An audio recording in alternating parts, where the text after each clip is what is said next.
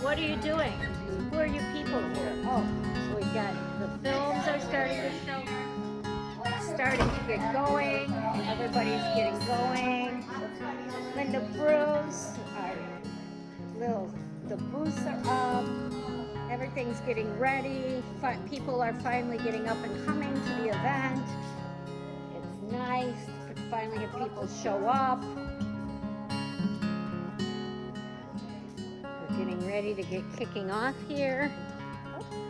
Horses and people. Got all kinds of fun stuff getting ready to happen. We've got panels getting ready to go. Arenas are ready to go. Rachel Penning is here with her beautiful photography. And we're going to be doing demos out here in the Mustang Academy. So, what a beautiful facility this is. So thank you so much to Linda Bruce and her wonderful husband Robert for letting us host the Mustang Summit here, and I hope you guys all can come and say hi. And this adorable little Mustang here is available for adoption. Actually, both of these cute Mustangs are available for adoption, so come on over.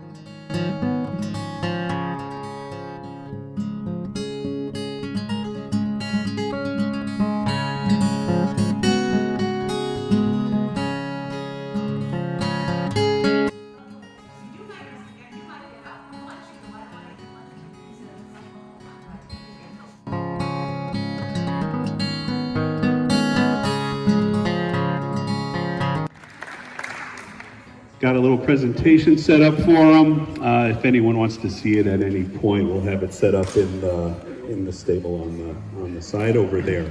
What's Charlie's presentation called? Growing up with horses and autism. By Charlie Sims. Good job, Charlie. What is autism?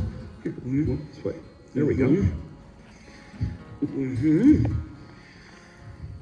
Autism is a neurological and developmental disorder that affects how people interact with others, communicate, learn, and behave.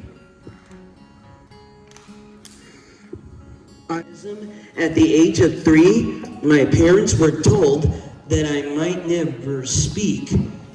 I like to keep to myself, but always had a love for animals. My parents enrolled me in a program that combines therapies and skilled horses to meet developmental goals. My life changed forever. And I'll just pop in for a minute and say, obviously, right now, sometimes we can't even keep them quiet.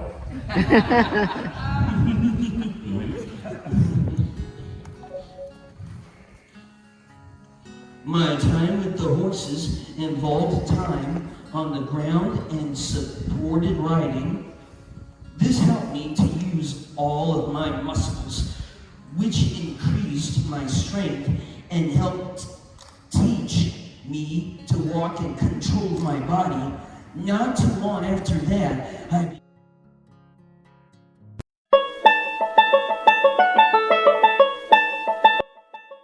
Actually a 6,000-mile journey across 25 states that will be accomplished in roughly a year, a little bit over a year, that I have taken from my hometown in Utah, in Heber City, Utah.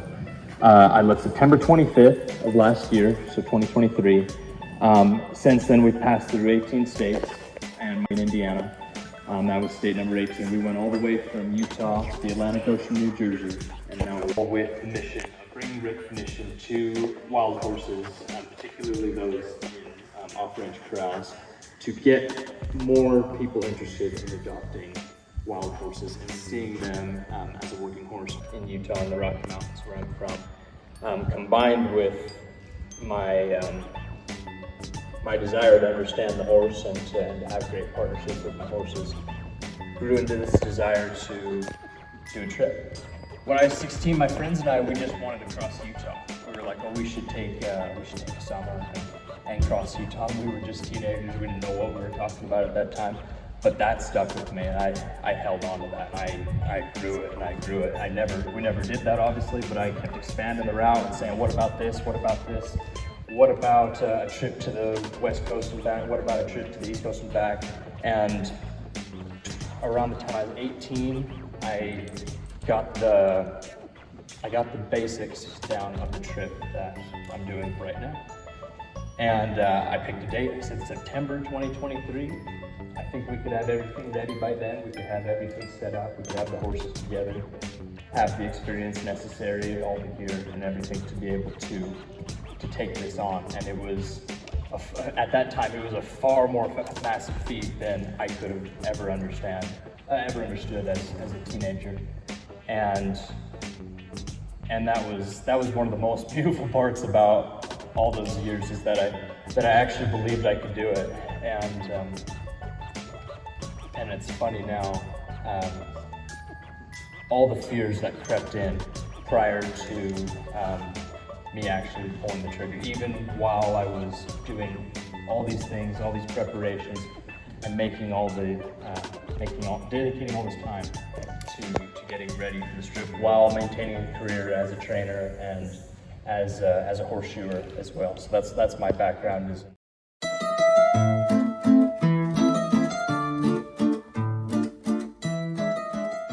Going around you, and the horse is on the bit, and then we're going to transition into what is called long reining. It's literally the handler is behind and to the side, and everything that you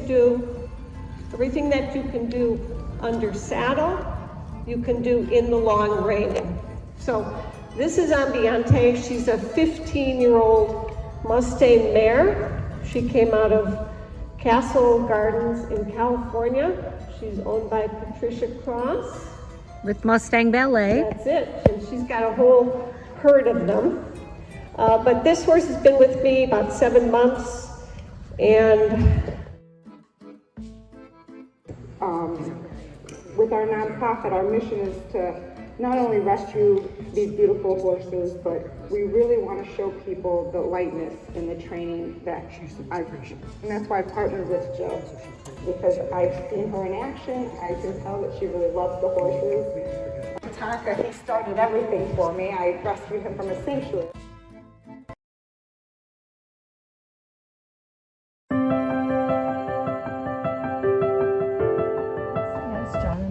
Are both therapists. I'm Jessip-Matias, and I'm an MSW, a Master of Social Worker, and specialize in EMDR therapy, eye movement desensitization reprocessing, which is a kind of neurological-based treatment specifically for trauma, but it helps with reprocessing any kind of negative experiences, which are, often at the root of depression and anxiety and other things. And have been in the field of social work since the 1980s, so I have a lot of broad variety of experience. Started out working with gang intervention in the inner city of Chicago, and so experienced a lot of complex trauma, and over the years have kind of honed in on specializing very complex cases. I work with women with substance abuse and mental health diagnoses now, and I've worked in the jail setting and other things, running trauma groups. And so about 10 years ago, I had a case that just kind of made me think, you know what, I need to venture out and explore equine therapy. I'm just gonna see what it's about. Going back to my work with gang members back in the 80s, I would take them out to, bought property in Michigan and would take us out of the city to experience safety and fun. We had a lot of fun. But it also exposed us to horses. And you can imagine a city kid seeing these horses. But it was really quite the beginning of beginning to find ourselves. And so I'm a therapist. In the early 80s, I began after getting a BA in sociology and then a master's in counseling. I'm a licensed professional counselor.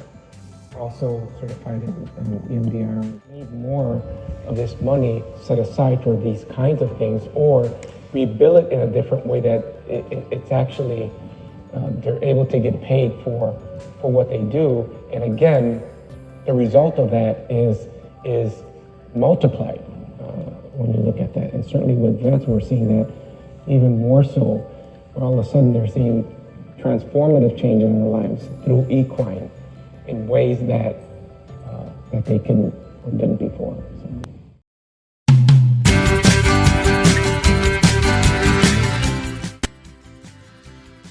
And then went off to college, and I work in a bank. My sister works in a bank, and then you work for Northrop Grumman, so he works with a lot of military, former military people, and finally trying to make our dream come true of looking for a house where we could own property with horses. It took many, many years to save up, and we finally got a house out here down the road where we could have horses. And do you want to get into why we picked Mustangs? Oh yes, so it's a little loud. That's okay. Okay. I got you. So Lisa, they had mentioned my dad had bought a Lusitano for my mom from Lisa, and then she had known that we wanted to get into horses, and she just says, you need to buy Mustangs and burros. And I was just like, wait, we're gonna get donkeys now? Like, what? This is crazy. And I had not really gone into that world. I didn't really know much about Mustangs or anything. But then Lisa was like, no, and she kind of started talking to us about it and hooked us up with a few people. And then we got our first Mustang, who was a year younger than his papers, little young baby with the 2 burros. And still I was kind of like, why are we getting burros? And Lisa was like, no, we have, I guess. And I no halter. I just let him do his thing, and I do it free, because I'm like, I can force him to stay here all day long, but I need him to want to have a saddle on his back and being comfortable with it falling off of his back and not freaking out. So we're kind of at that stage right now, and he's a great horse bareback. I mean, he's very light on his feet. He's an awesome horse, but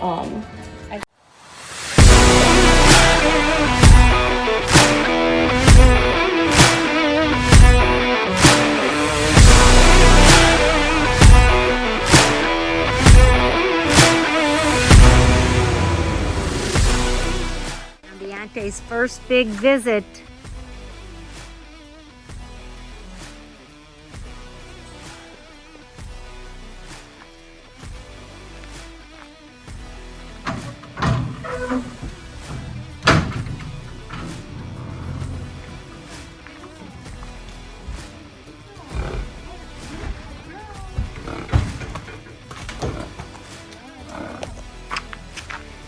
Hi, pretty girl.